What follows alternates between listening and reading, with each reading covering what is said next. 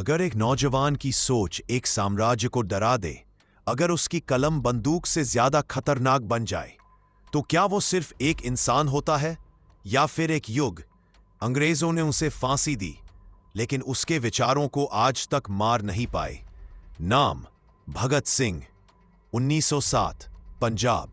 एक ऐसा घर जहां लोरियां नहीं बल्कि बलिदानों की कहानियां सुनाई जाती थी, जहां आजादी कोई सपना नहीं, एक जिम्मेदारी थी। इसी माहौल में भगत सिंह बड़े होते हैं और बहुत छोटी उम्र में एक सवाल उनके अंदर जलने लगता है, भारत गुलाम क्यों है? 1919 अमृतसर, जलियांवाला बाग। बंद रास्ते, खुली गोलियां, चीखें और खून से भीगी मिट्टी। भगत सिंह उस जमीन को देखते हैं जहां निहत्थे लोग मारे गए।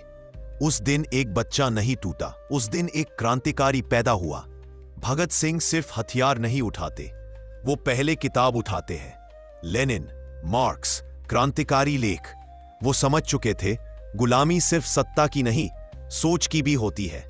डर जिंदा है तब तक गुलामी जिंदा है, और डर को मारने के लिए एक आवाज चाहिए थी। लाठी चार्ज। सड़क पर गिरता एक बुजुर्ग नेता। लाला लाजपत राय की मौत भगत सिंह के भीतर आग बन जाती है। वो जानते थे अगर अन्याय को जवाब नहीं मिला तो आने वाली पीढ़ियां भी गुलाम रहेंगी।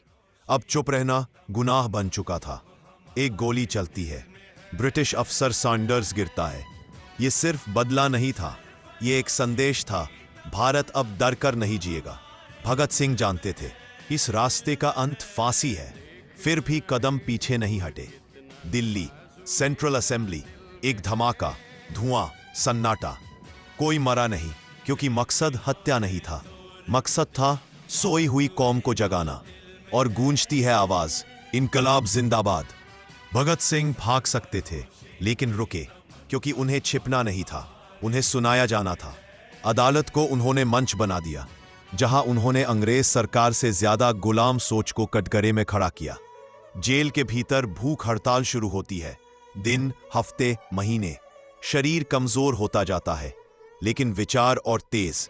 पूरा देश पूछने लगता है, क्या यही है अंग्रेजों का न्याय? 23 मार्च 135। 3 नाम, 3 तख्ते। भगत सिंह, राजगुरु, सुखदेव।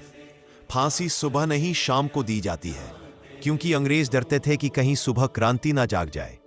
भगत सिंह किताब पढ़ रहे हैं, दरवाजा खुलता है। वो मुस्कुराते हैं और कहते हैं, इंकलाब जिंदाबाद। रस्सी खींचती है, शरीर झुकता है, लेकिन विचार आज भी खड़े हैं। भगत सिंह मरे नहीं थे, वो भारत की आत्मा बन